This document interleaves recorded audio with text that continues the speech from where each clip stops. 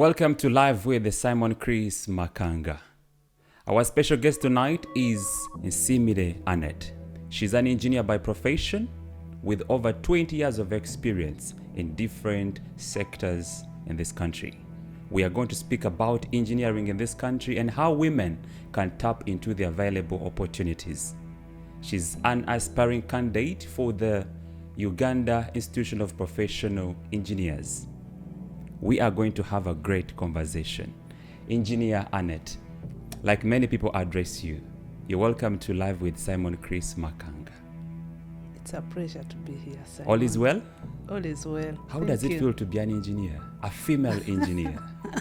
It feels great. Actually, it's a title I wanted. As a young person growing up, I admired engineers and I really wanted to be one. I'm sure your journey has been an incredible journey. We shall speak more to that. But I understand you're an aspiring candidate for the presidency of the Institution of Professional Engineers in this country. What is motivating you to do that? Thank you, Simon, for that question. What is motivating me to do that? One, are my skills and my competences as an engineer. I've been in this country, I've served in different, I can say both in public and private sector, and I've seen the challenges, the opportunities we have as engineers. And I want to say that probably we are not doing enough to utilize our potential. And I believe there is a lot I can bring on the table in terms of utilizing our potential as engineering professionals, but also advocating for our space and making sure that we give a conducive environment to our engineers and engineering professionals, technicians, technologists, and all those artisans who are practicing. So what vision are you carrying forward to the Institution of Professional Engineers? Yeah, I can say the vision I'm carrying forward is one, as a career enthusiast. I have passion for knowledge transfer and skills development. I want to see our engineers and engineering professions acquire more skills in terms to develop this country, because I've seen the biggest challenge we have actually is skills development. We have a big skills gap. Many people say we have so many graduates, engineering professionals looking for jobs, but when you talk to industry practitioners, they tell you they don't have enough skills. The 21st century skills are lacking. So meaning our universities are not producing the right engineers. Is that what you were saying? They are doing enough. What they are doing is enough. So but mostly is knowledge transfer. What the universities are doing mostly is knowledge transfer. They are giving these engineers enough knowledge to practice engineering. But we need engineers to develop hands-on skills. Do it yourself. Where we are going to convert or transform the knowledge into skills. So that's where we have the biggest gap. Nurturing our young people, professionals, to be able to be skills on, to be hands-on, to acquire hands-on skills, and also bridge that gap. So we need to do a lot to do skills development in this country. So my vision to see our engineers, you see, we have a challenge where we are bringing in expatriates. You see so many people doing jobs in the name of we don't have the skills here. So to me, my focus is on skills development. How do we tap into that potential? If we have expatriates who have been brought on to do projects and they have unique skills we don't have here, how do we make sure that our engineers are attached to the project and acquire those needed skills? So to me, it's about skills development. Yes. So, and I think that has always been a challenge to me personally. You know, I've seen a couple of roads being constructed in this country, and you see a Chinese expatriate, you see a Philippine and a Ugandan engineer, qualified and a graduate from our universities, is doing the casual work. What does that mean to us? It's an insult to the profession. Nice one. It's an insult to the profession, but to us practicing engineers, and I can say our leadership. That's why I'm saying we need also sometimes, I think we are not doing enough to advocate with government to ensure that jobs which can be done by our people, they are done by our people. Because we shouldn't have, like you've said, foreigners doing jobs which we have the skills for. So it is an insult, and we need actually to enhance our skills to make sure that we do those jobs. But also we need government to support us to make sure that when someone comes in, say the skill is lacking. I cannot say we have all the skills as engineers, but we may have those challenges where we have the gaps. But can we attach our young people to acquire skills so that there is that transfer of skills, so that we don't have to continue with this trend and have our people get those skills. It's very important that we advocate for our space, and one of my focus areas will be advocating for that, to make sure that our people are attached to projects where they need those unique skills, and our people are rightfully employed, not an engineer doing casual work on a job. When you are a road engineer, honestly, you spent all the 4 years at the university. Some even spend 6 years at the university, and then at the end of it all, they end up doing the casual work. It really hurts. Probably we'll speak to that later on, but 52 years of existence of the Uganda Institution of the Professional Engineers, only one female has been president. And now you're aspiring to be the second female. Where do you see yourself? Yeah, I can say it's something doable, but as a person, I see myself having the potential to do it, but I also see that the gender, that speaks a lot in the society bias. No. There's a lot of society bias, gender stereotypes. Women can't do this. So over the years, actually, women, we have struggled to claim our space. So to me, I think we have a lot of potential, because personally, not just that I'm a woman, but I want to draw back to our first female president, Engineer Dr. Dorothy. Dr. Dorothy did a lot for the institution. And so I believe the ladies can do a lot. We have diversity of ideas, and we need to create space and be there also. We need to fight for our space. So I believe as a second female president, hopefully I'll be the second female president of the institution. Are you confident about it? I am very confident, because I have all that it takes. Why? I have the leadership skills. I have entrepreneurial spirit. To me, it's about innovation and skills, but also it's about people growing themselves and being able to be sustainable as people, and doing other things. And what are some of the key issues you feel like they need to be addressed if you become a female president, the second female president? Yeah, when I become the second female president, the key issues I see that need to be addressed are issues of numbers. Our institution, the membership is still low. Yet every year, universities are churning out engineers, graduates. Technical colleges are churning out. Institutions like DIT, Rugogo, vocational institutions, so many engineering professionals. Where do they go? That's a question I'm also asking. I thought I was going to get an answer from you, Engineer Annet.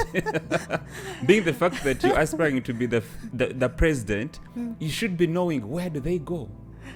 I'm also asking the same question. Maybe where I know. Do you know where they go? Yeah. They're selling phones downtown. Most of them. Most of them are doing different things, different from what they studied. And actually, that is one thing that really hurts me so much. One of the things we need to do, which we must do together with other stakeholders and partners in this country, we need to do tracer studies for engineering professionals. We need to know how many actually go ahead to practice engineering after And what are the reasons? Why are they not practicing engineering? Is it because they went into engineering by default, it wasn't their career choice? Or is it because they are frustrated with the profession? That's a question we have to answer. Maybe I'll come back here to answer it after becoming a president, to give the progress. But it's one of the things we should look at, and which I am happy to say that as a member of Research, Innovation and Grants Committee of the institution, we wrote a paper on that. We have a research agenda, and that's one of the focus areas. We want to see where our engineers go. To be honest with you, Engineer Annet, and this is from the bottom of my heart, honestly speaking, we have a couple of innovators. There's no shortage of innovators in this country, but most of them are not supported by the government or even the institution that probably, if they subscribe under the Uganda Institution of Professional Engineers, I don't know, are they being supported? Me, I know a couple of them who have come up with different innovations, but they're seated with them.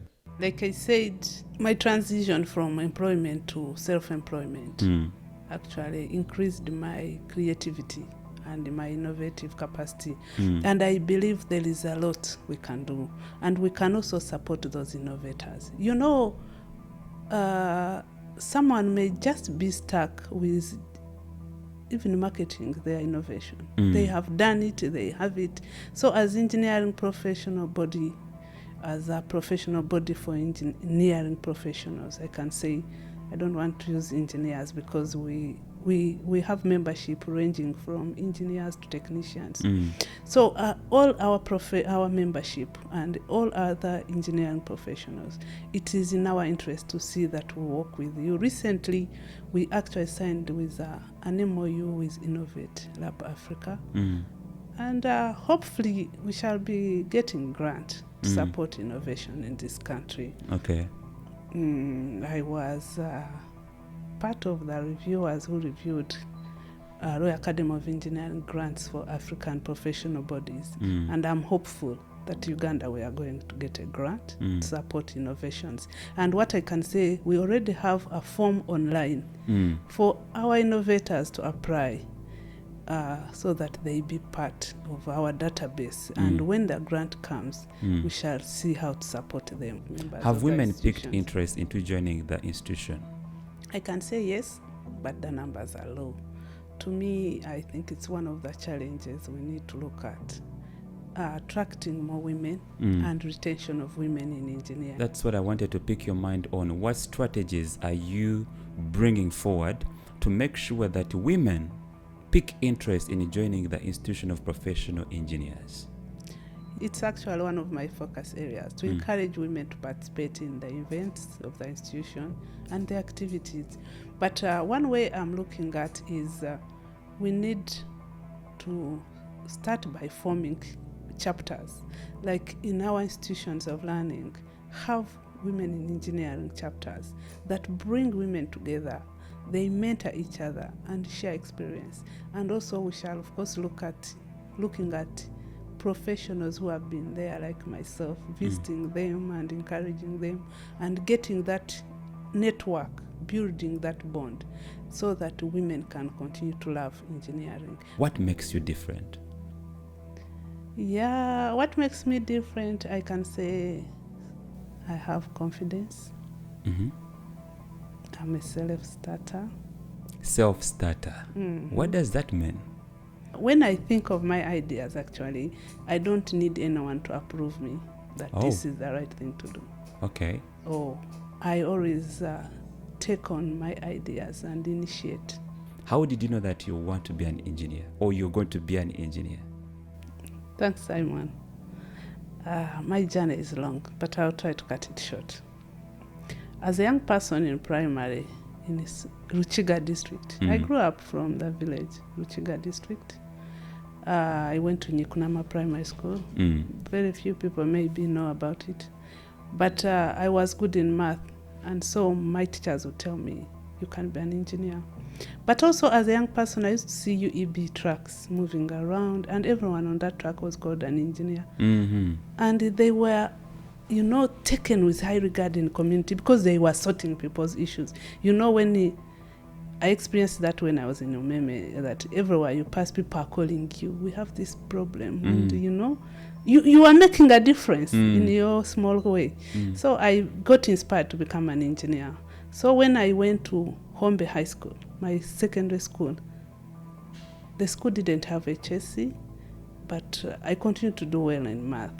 But when I finished my S4, I wanted to become an engineer, and I knew focusing on math would make me an engineer. Okay. Because I had already been inspired to be that person who can make a difference in the community. So I finished my S4. When I finished my S4, math was my best performed subject. The school had started HSC, but they were only doing arts. They gave me an admission. And they were so excited because our year we performed quite well. Our names appeared in the local daily, which was called Olumuli. I don't know whether it still exists. No, I don't think. My father even bought a copy and he came and showed me, your name is here. You've made it. How did you feel, honestly speaking? I felt very good, of course. To appear in the Olumuli, it was my first time, I think, to go public. So I was happy, but I didn't want to go back to Hombe. They had offered me head. And my father had not gone far in studies. My mother, no. So I struggled with, how do I get a school where I'm going to do math and become an engineer? I woke up one morning, I'm sorry, God forgive me, but I told my father I'm going to my former school to see how this term is starting. But in my head, I was going there to ask for recommendation to go to another school to look for a place for senior 5. So I reached the school. They told me, we can't give you a recommendation, bring back our admission. The admission, I had left it at home. It was my father keeping it. And I couldn't tell him I don't want to go to this school without an alternative. That's why I told you, I make my own decisions. Wow. When I develop an idea, because I knew what I wanted, but also I didn't know how to get this admission from my father. So I came back home. No, I couldn't come back to pick the admission before I get a place. I went to a school called St. Mary's College in Shoroza, where I finished my A-level. I met the headmaster. I had no recommendation. I first went to Kigezi High School, because Kigezi High School was my first choice. The secretary did not even allow me to see the HM. So I went to St. Mary's College in Shoroza. The secretary was kind enough to allow me to see the headmaster without any papers talking about You're myself. doing everything by yourself? By myself. Wow. A young girl after senior 4. So I reached the headmaster's office. I tell him, sir, I've come to look for a senior 5 place. I scored ABCD from Hombe High School. We don't have, our HSC has just started, it has only arts, and I want to do sciences. The headmaster asked me, where's your recommendation? I tell him the truth. The school told me if they give me the recommendation, I have to return the admission. And I couldn't take that chance when I don't know where I'm going next. I'm in this alone. The headmaster said, okay, if what you're telling me is the truth, I really want to say, may that man rest in peace, because he was such a parent. He told me, if what you're telling me is the truth, go and pick that recommendation. I had to rush home, to rush back to the village. My home and Kabale town, they and my school about 36 kilometers. So I had to board a vehicle, go back home. When I reached home, I feared to reach home. I sent someone to my mother and tell that person, tell my mother to give you this paper, because I couldn't see. We used to call it call, my call from Hombe. So the person brought me the call. I went back. My father didn't know the game I was playing or what I was doing. For him, he knew I had gone back to the school. So I took the call back, told them, give me the recommendation. They gave me the recommendation. That was the following day. I went to the school, I got admission. Wow. I came back home. I told my father, I'm not going back to Hombe. My father was pissed. This is a girls' school. Now where I want to go is a mixed school, as a parent, maybe felt this girl is losing track. Engineer Annet, is there a moment where you've been let down by your own decisions? Yeah, those moments are there. But my vision as a person is to live a life of no regret. Why?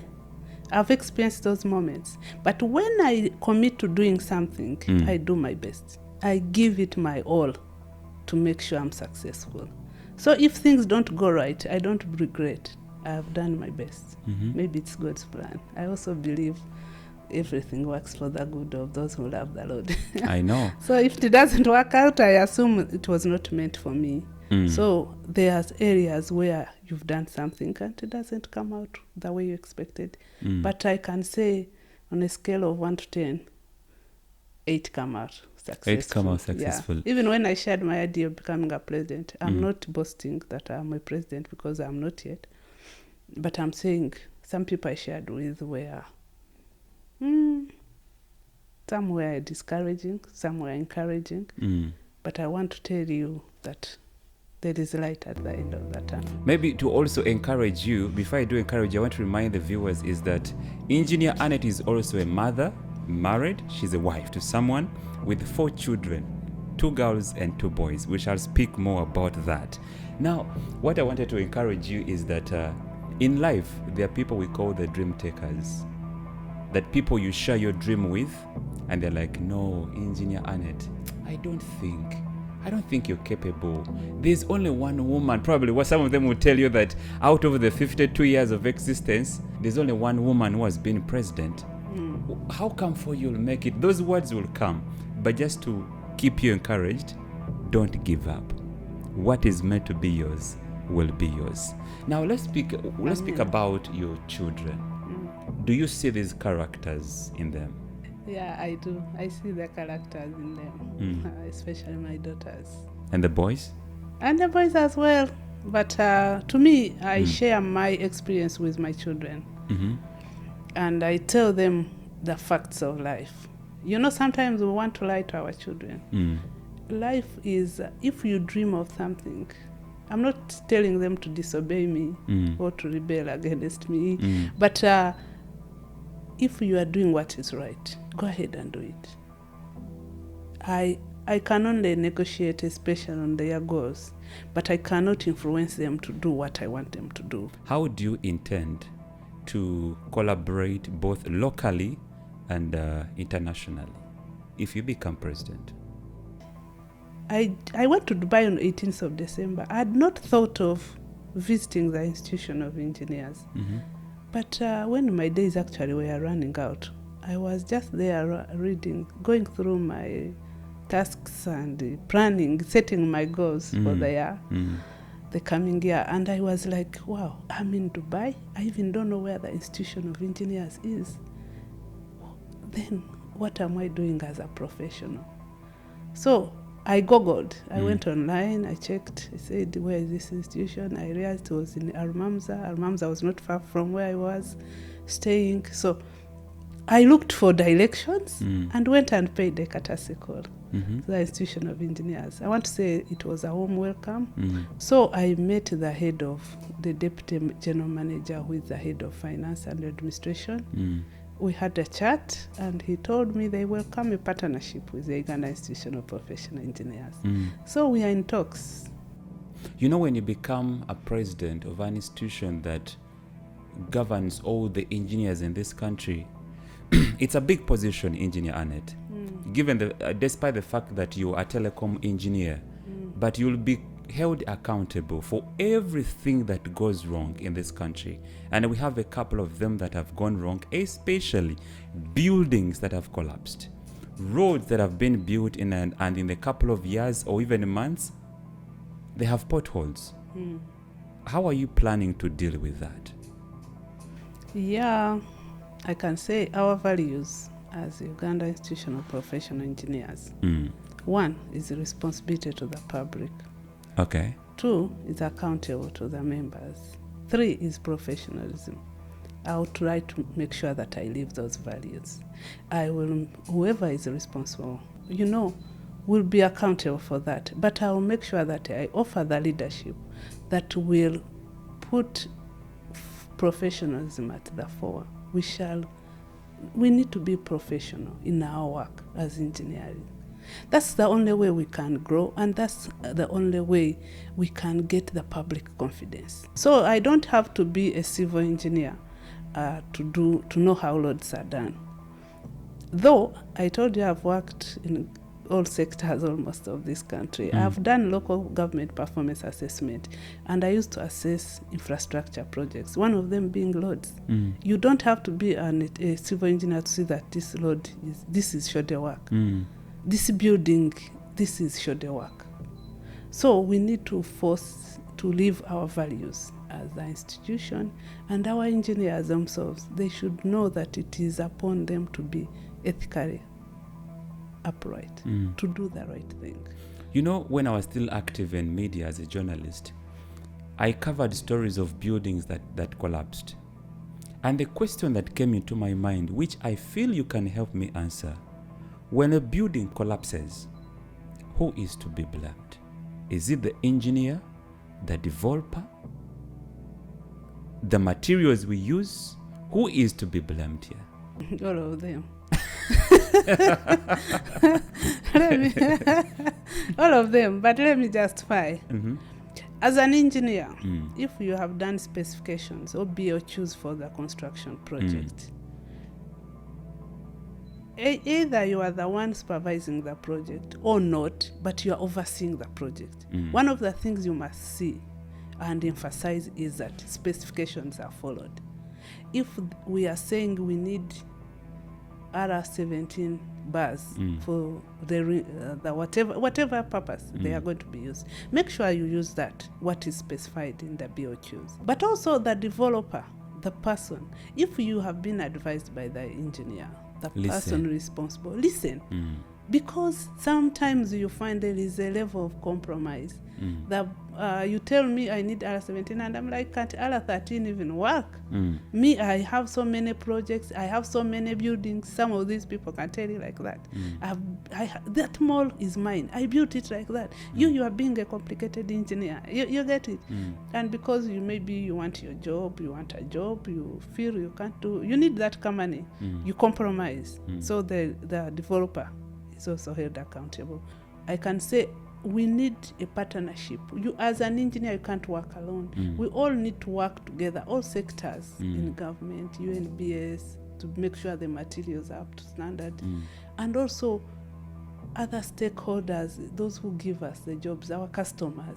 We should also listen to the professionals and do the right thing. True. This, you can't fight it alone. We need joint effort. How do you intend to engage government? Believe me, you cannot work alone.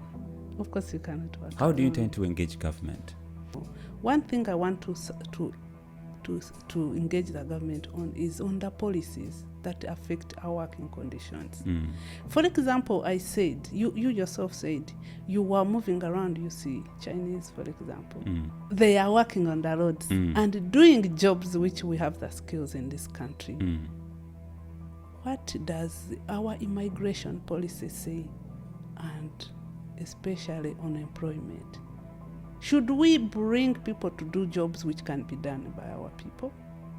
So I would be interested in engaging government on those matters of policy that affect our working conditions. If you become president of a body that takes on all the engineers, one of the challenges that has been brought forward is underpayment.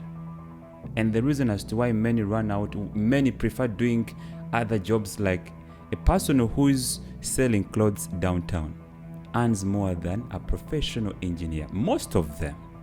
And that's the reason as to why many are pulling out. But engineers are operating in a country which does not have a minimum wage. You well know about that. How will you deal with that if you become president? Yeah, that's one of the challenges, and it's one of the issues we need to engage government on. We need to lobby, but I promise that I'll try my best to engage the government to see that our working conditions improve. And of course, like I said, it's not what you can do alone, but we've seen other professionals in science, like science teachers, their salaries were enhanced. After a long struggle, do you also want the engineers to go through the same drain? So we wouldn't mind also starting on the journey to see that our salaries as engineering professionals are enhanced and harmonized. Also our working conditions. How about if you don't make it? I will not say I will not make it, because I'm confident that I'll make it. Engineer, and let's be realistic about this. Personally, I'm curious to understand, in case you don't make it. In case I don't make it, I'm still on council, and I will work with whoever will make it to make sure that we continue to work together and promote what I believe in or what is good for the institution. Have you ever been disappointed? Yes. How do you deal with the disappointments? I deal with disappointments in most cases, by the way. I pray, I read the Bible. Me, I've had disappointments. Of course, challenges are there every day. So I cannot say I've not had disappointments. How do you deal with them? You go to the Bible? I go to the Bible, and I don't panic, by the way. If you are faced with a scenario, don't panic. Because the moment you panic, you don't even think. You need to keep a sober mind. But also you need to consult your confidence. Everyone, I believe, has a friend, has people they share with. And of course, every challenge, of course, you need a different person. So you must have social networks whom you share, family networks whom you share with family challenges. Then you also have professional networks whom you share with. For example, before I quit my job in 2022, I was given a disappointment. My employer, we had done appraisal in December. In March, when they were communicating, they communicated to me that I've been put on performance improvement plan. It almost shattered me, by the way, because I did not dream of it. I did not see it coming because the appraisal went well. And it also sounds to me like a disappointment from the person I'm speaking to. So I was like, how? How did this happen? The first thing that came to my mind is resign that job. That's what came to my mind. But I also thought, resign then, now as what? What next? What next? And why is this happening? Before I could send any email or what, I asked myself those questions. Then I called a good friend of mine and told him I'm thinking of resigning. He told me, Annette, don't give them an easy win. So people don't, when you take a hasty decision, sometimes you give the enemy a chance. So when he told me, don't give them an easy win, I gained the confidence to challenge it. And I challenged it. By the time I resigned, that was March 2021, I had been exonerated. Who is mentoring you? Is it that friend you're talking about? Because for a great person to get to a position where you are, you must be mentored. Who is that person? If I can say, I mentor myself most of Annet, the time. Engineer Annet. How do I mentor myself? I read a lot. Like I told you, even a challenge like that, I will Google it. Google is there to help us, by the way. If you don't have the hard books, you read. But Google has an answer also. It has helped me. So I read about such things. I read the Bible. I read about such things. But like I said, I consult friends. I have friends. So I cannot say actually I have a specific mentor. No. Okay. I don't. Okay. But based on the challenge, I will figure out among my networks whom do I call. Yes. I would like you to look into this camera and speak some words of wisdom. This time around, I'm going to be specific. I want you to speak to the female engineers in this country. Yes, to women in engineering in this country, my words to you is believe in yourself. If you don't, no one is going to believe in you, because you will have to initiate if you want me to believe in you. So believe in yourself.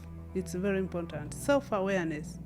Know your potential and maximize it. Know your weaknesses and find solutions to them. Minimize them. But when overcome fear, I know many of us, fear disturbs us. I've seen women who say, I have fear for talking in public. Overcome that fear. How do you overcome that fear? Get enough information. Learn. Continuously learn. I believe in a growth mindset. Myself, I read every day. And I believe that when you have information, you will speak with confidence.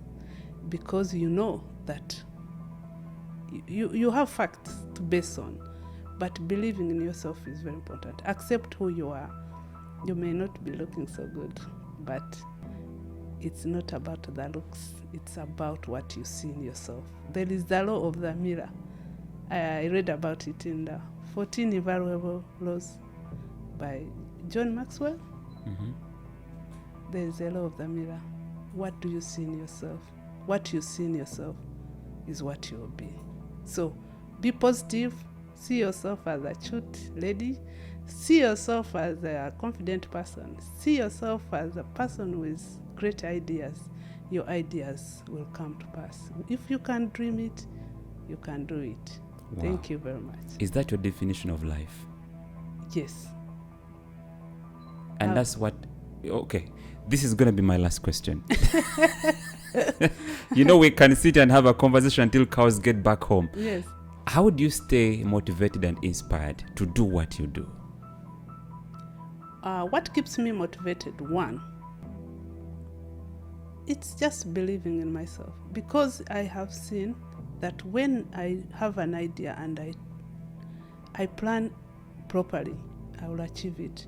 So I keep motivated by, I can say, reading, getting information, but also enhancing myself every day and believing in myself. But also, I'm a believer, so I put God first in everything I do. I pray, and every day I pray that God makes me better. Yeah, because I don't think I'm the best person, but I pray that God makes me better each day. So I believe that believing in myself has made me who I am. Thank you so much for passing by. We really do appreciate your time, and for sharing your words of wisdom to the young generation. I'm sure this content will stay fresh forever and ever. Maybe 50 years from now, someone will land on it and they'll be like, oh, this was great wisdom. Thank you so much. You're welcome. All right, friends, that is it for Live with Simon Chris Makanga. Until another episode, for now, it's a bye-bye.